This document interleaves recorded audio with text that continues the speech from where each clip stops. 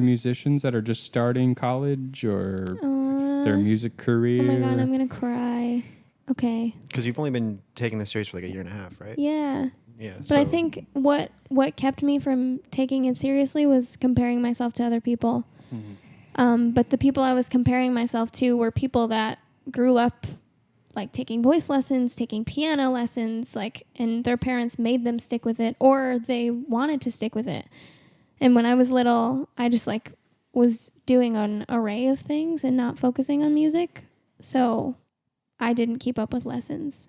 And I was really hard on myself for that. And I like made myself think that because of that, maybe I wasn't supposed to do music, because there were all these people around me in college that have been doing it their entire life and like preparing for music school, you know? So I felt like I couldn't do it, but you totally can do it just because you haven't been doing it your whole life. And I think there's something to be said for people that don't do all of that. Like, especially if you're doing something like R&B or rock or something like that, because sometimes when you listen to like rock songs or whatever, it's like almost better that the person is untrained. Yeah. Like professionally untrained. Mm-hmm. Yeah. Yeah. Because it adds like this rawness that like you can be like, wow, that could be me. Or like we talked about that about photography too, didn't we? Mm-hmm. Yeah. A little bit. Yeah. A little bit. Because like I feel like those people could like, you know, push on to become like, I don't know, maybe an opera singer, or like they could do something like, I don't know, just something more professionally oriented where they're like, their training like puts them on point. You know what I mean? Yeah. But I feel like if you're going to be a singer-songwriter or something, it's fine.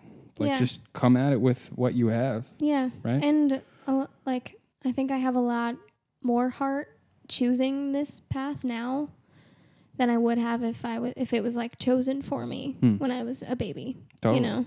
So going to college and going through the stages of like, am I good enough? Like, can I do this? Like, do my songs suck? It took me like 3 years to play a song that I wrote for somebody. It's fucking scary. Yeah. But yeah, then finally just being like, I just need to do it. It doesn't matter what anybody else is doing. There's like so much room for everybody. And it's so not a competitive thing. You know, like it just is not that. It shouldn't be. Yeah. A lot of people treat it as if it's competitive. And I'm sure you see that in photography also. I think it's just an art thing. Yeah. But the whole thing is that like we're all so unique. And especially with singing, your voice is tailored and like it happens because of the literal physical way that your face is shaped. Yeah. And like the way that your body is made. So it's so personal, you know, that you can't compare yourself to other people. Yeah. So I guess that's what I would tell people. And sorry, one more question. Do you find it harder to perform for an audience of people or like 3 people? Probably 3 people. Yeah, right? Yeah.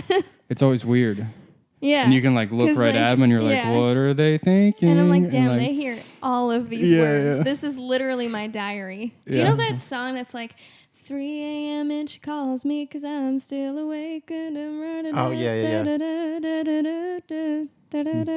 He does. Winter just wasn't my season. That song. That's how I feel when I sing in front of people. She's like, these are my diary words screaming out loud. And I'm like, yup. Yup. That's awesome. Yeah. That's what you need, right? Wait, what? That's what you need. Yeah. Like personality. Yes. Yeah. For sure. Yeah. Yeah. Were you going to say something? Oh, yeah. I was going to